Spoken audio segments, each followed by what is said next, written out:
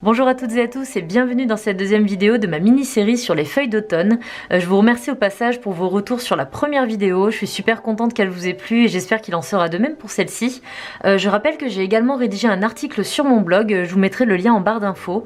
Alors c'est un article dans lequel je vous détaille toutes les couleurs que j'utilise et vous avez également la possibilité de recevoir un lien par mail vers une vidéo privée exclusive sur ma façon de reproduire les couleurs avec une palette différente de la mienne.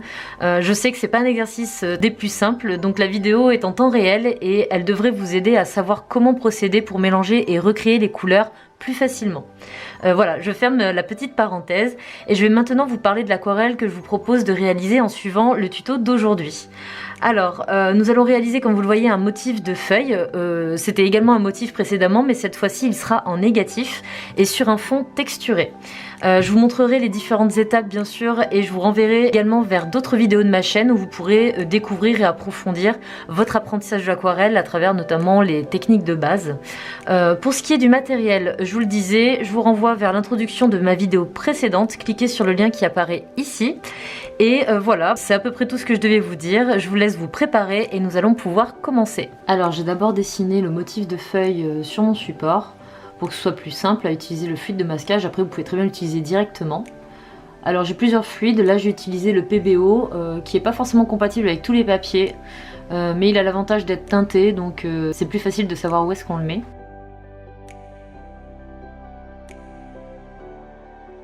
Donc j'utilise un pinceau que j'ai gardé de côté, un ancien pinceau que je garde uniquement pour utiliser le fluide de masquage. Vous pouvez très bien, je vous l'avais dit déjà dans d'autres vidéos, mettre une goutte de liquide vaisselle pour protéger votre pinceau de manière à ce que le fluide de masquage ne l'abîme pas. Ou en tout cas pas trop. Alors je remplis les différentes formes puisque je veux qu'elles soient préservées lorsque je vais peindre le fond.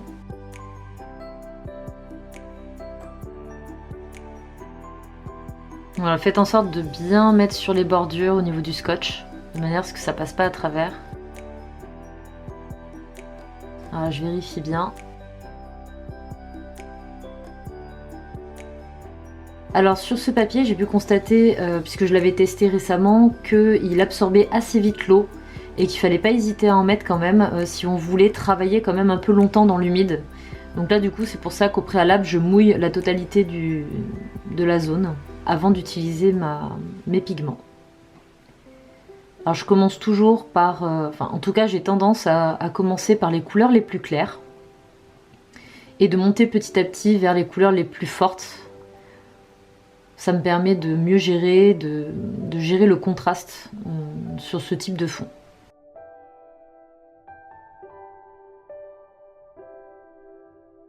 Donc là vous allez voir dans les différents mélanges, j'ai des couleurs plus transparentes et des couleurs beaucoup plus pigmentées et couvrantes.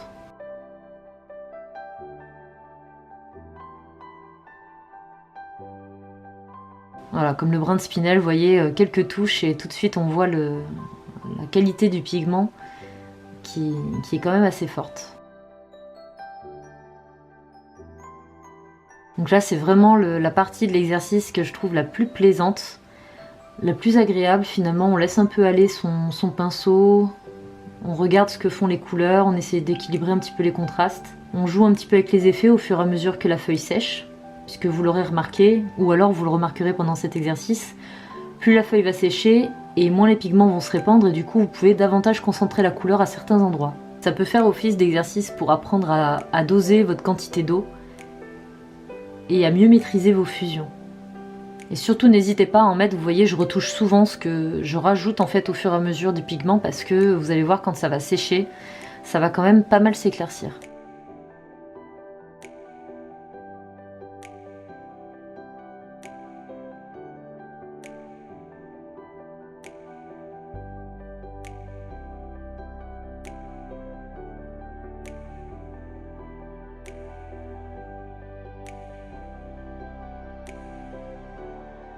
L'avantage d'utiliser du scotch et du fluide de masquage, c'est vraiment que vous pouvez y aller quoi. Au niveau de votre pinceau, au niveau de votre gestuelle, vous n'avez pas besoin de vous retenir ou quoi que ce soit. C'est vraiment en toute sécurité que vous pouvez peindre. Vous voyez, parfois j'utilise mon pinceau soit pour mettre de l'eau et de la couleur, soit pour la retirer. Il a une double fonction votre pinceau, il éponge et il mouille également. Donc à vous de jouer un petit peu avec ça. Ayez toujours un chiffon à côté de vous, hein, c'est à ça que ça sert.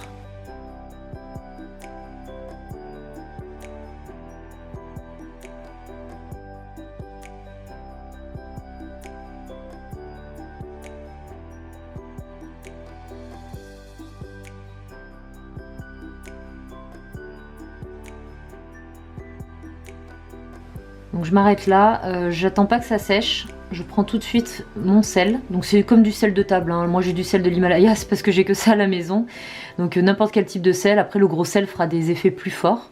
Et donc je répartis du sel un petit peu partout, alors pas forcément de façon égale de partout, de manière à ce qu'il soit plus concentré et plus diffus dans certains endroits.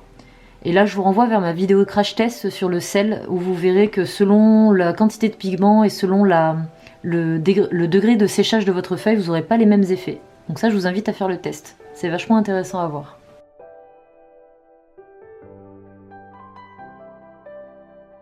Faut laisser faire, par contre, vous n'accélérez pas le séchage. Donc vous voyez, la teinte, vraiment mes couleurs sont beaucoup moins lumineuses, mais bon, c'est comme ça. Vous le retirez délicatement, alors moi je le fais au doigt, mais vous pouvez le faire avec un chiffon.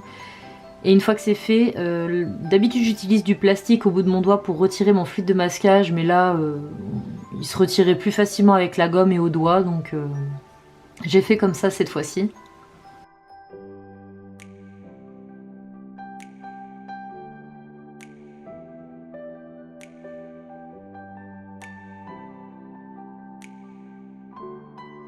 Alors ensuite je dessine les nervures des feuilles, après vous pouvez le faire de façon stylisée ou peindre tout simplement à l'intérieur, enfin vraiment là c'est libre à vous de choisir ce que vous avez envie de faire, ou de les laisser vides aussi.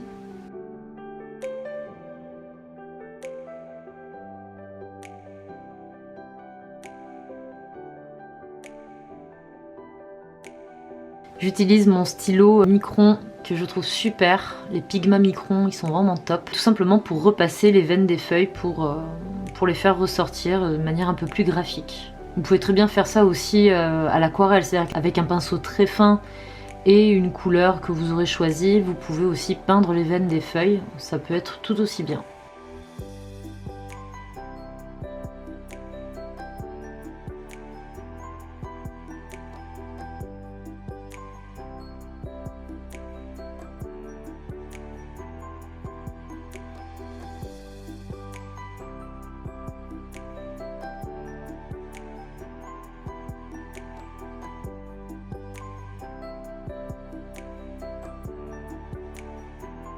Et voilà, comme d'habitude, j'espère que ce tuto vous a plu et que vous avez passé un agréable moment à réaliser ce petit sujet qui peut être un point de départ pour d'autres réalisations.